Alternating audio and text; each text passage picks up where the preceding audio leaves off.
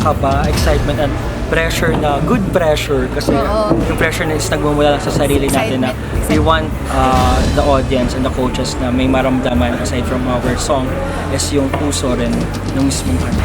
May something unique naman na kami na ipapakita and may different flavor kaming ginawa at ipapatikim sa inyo mula sa aming performance. Hindi po bukas yung sing-off po namin. Sana mas magawa po namin ng maganda yung pagkanta namin sa next round na po ito. At abangan niyo po. Sana po kami sa aming journey dito sa The Voice Generation. Gagawin po namin yung lahat namin makakaya para po sa inyong lahat.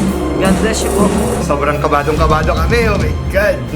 Kayo, kumusta naman? Nagkahanda na kami para bukas. Yes, Adja. Actually, challenge pagdating po sa amin kasi more on love song kasi talaga kami.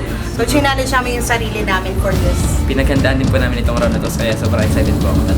And ngayong sing-off po, abangan niyo po dahil iba na namang damdamin ang ipapakita namin sa inyo kumpara sa blind auditions.